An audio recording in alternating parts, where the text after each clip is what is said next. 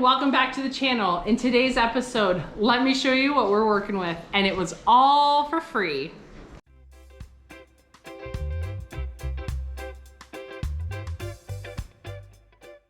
When we went to the farm, we loaded them in the back of the truck and we packed it as much as we could.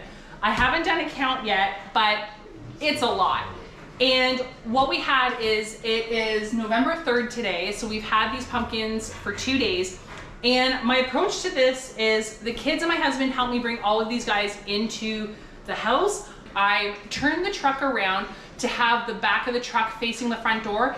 And then my husband's just gonna launch these empty into the back of the truck. And then tomorrow there's a rabbit farm and I think they have a couple of other animals. And this is their second annual pumpkin collecting thing. So all of these are going to be going to the animals and they're all in great shape. We did have one casualty and this is the one that we actually picked up from the farm way back on October 1st. And it has seen better days. So we're actually going to be throwing this into our compost because I don't want to risk the animals getting any like gross pumpkins that they shouldn't be eating and getting sick. So we're going to compost this one and then the rest of them, I'm going to be cutting them in half, throwing the seeds in here, and it's going to be kind of like a factory processing plant in my dining room. So let's go. And we're going to start with this gross one. I have a couple of knives with me and my trusty spoon. So I've got these 2 bread knives and then I don't know, I got this for free. I don't know if it's gonna work. I've never carved this amount of pumpkin before, so we're gonna see what works. And actually, wow, that's pretty easy. All right, so I'm going with my biggest bread knife. And I'm actually excited. I thought it was gonna be a lot worse than that. All right.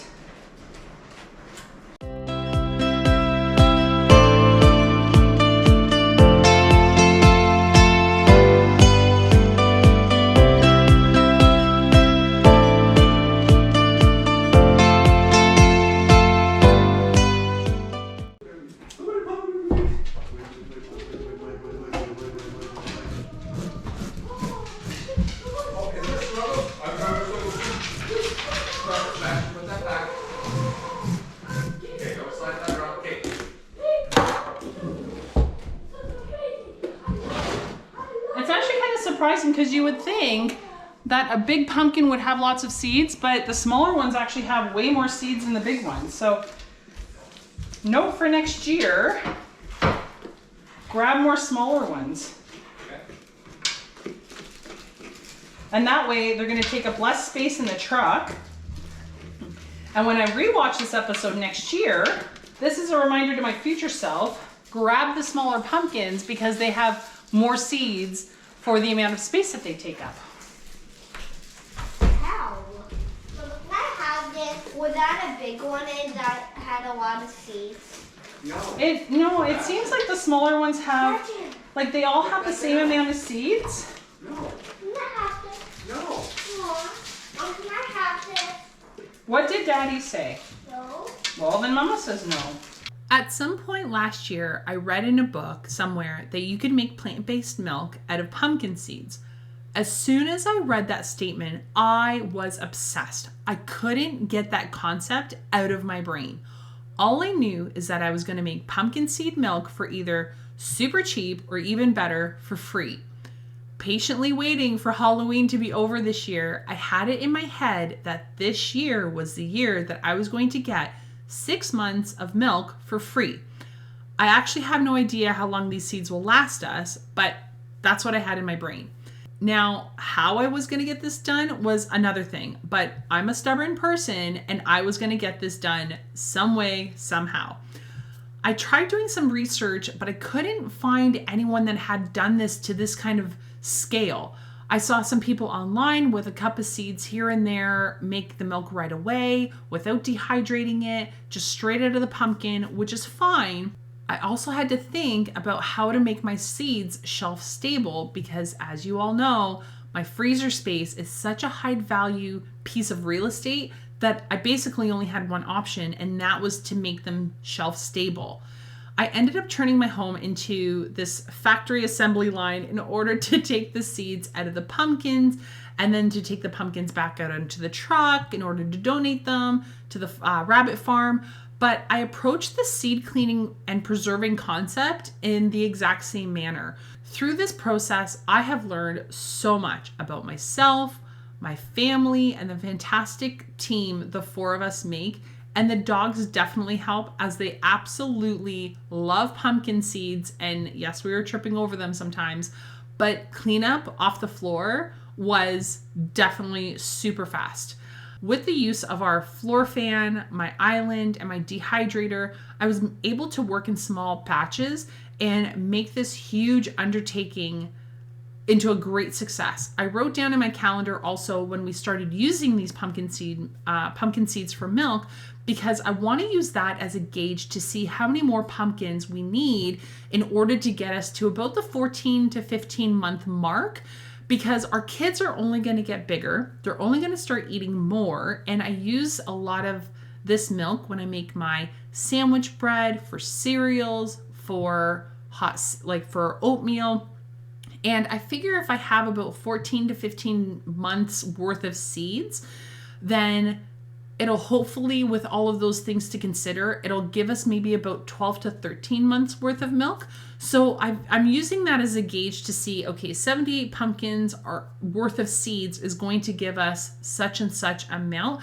So whenever the pumpkin seeds ends, which you guys will be there with me on that journey, then I'll be able to look back and say, oh yeah, it was actually, November was when we got the seeds, when we started eating them actually just last week. So basically a week after we started harvesting, and it got us to such and such month, like maybe March or April. That would be wonderful, so that we can better prepare ourselves for our pantry to be able to get us to the next November, when we would be able to get those pumpkin seeds again. Over here, I've got my last batch. This is completely filled up to the nines with pumpkin seeds.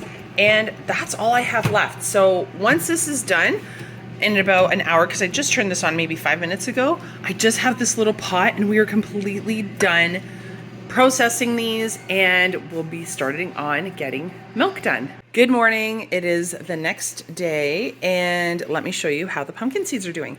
So after they come out of the dehydrator, I'm leaving them in there for about an hour. I put them on this, just a bath towel, on the rack where I store all of my seeds, and I couldn't tell if they were completely dry because they were still very, very warm.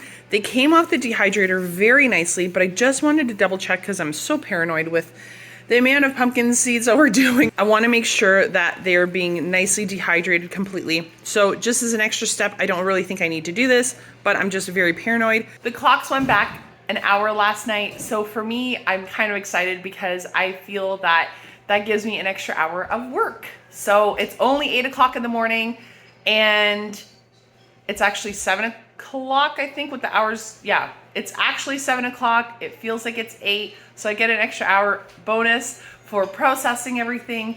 I'm gonna be doing a bunch of other projects today.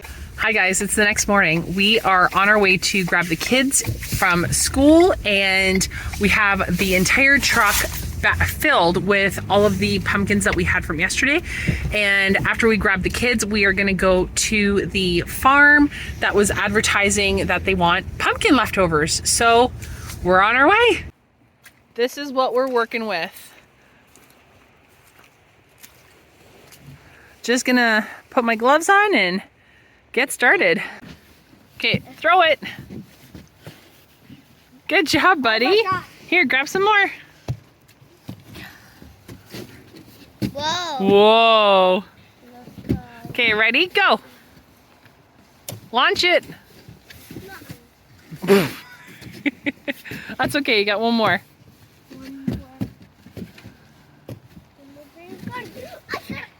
Good job. All right, I should start helping out. And as far as the pumpkins go, that is it. I will see you guys tomorrow or on the next episode for when I process the pumpkin seeds.